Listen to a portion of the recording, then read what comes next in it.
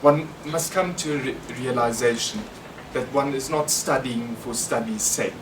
One is studying for the betterment of yourself, your family, your community, especially the community of Walfish Bay, which I'm so very proud of, and I'm so grateful for their support, and for this country, for Namibia, for the future, for positive future. And I thank the Honourable Deputy Minister for lining out that optimism. I think that's the most important thing for us as young Namibians, working hard because the future is in our hands. I think it's very important to be disciplined in learning, because you can't do it without routine and structure.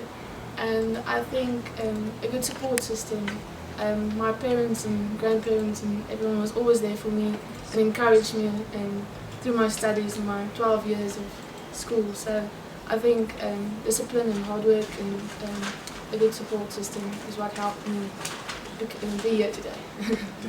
For me, it was definitely managing my time, because especially in the last 2 years of your life, you can't just focus on your books.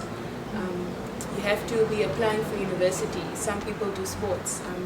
I was on the Learners Representative Council, so it was all about managing your time. And like I think the Deputy Director pointed out, you can do anything that you want to do if you put your mind to it. And then another important point was also starting early, not just trying to cram everything in at the end of the year, but from grade 11 already, because it is actually a 2-year syllabus that we do. So from grade 11 already, first term grade 11, we have to start studying, you have to get serious. I think something that is the biggest part of becoming successful and being here is hard work and discipline, definitely. But I think something that played a very important role was to have a good school with good teachers that are always there to support you and to help you no matter what time of the day it is. I think I definitely have them to thank. And then definitely just to be in this community and to have the support that I have. And yeah, I think what she said, also to have a balance, to not only study but to also to exercise and to do good for the community as well. Of course, there's hard work and dedication that goes into being here and to achieving such prospects in life, like to be here. But what really stood out for me throughout the NSSH syllabus was prayer. Like our school is very religious.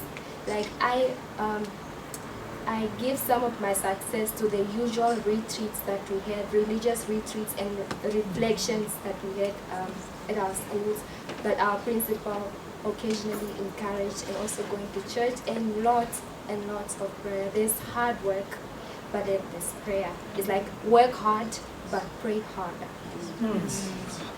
There are two things that I think are important to be here. Of course, prayer and hard work, discipline, yes. But I think what really drove me the most is that there are people I didn't want to disappoint.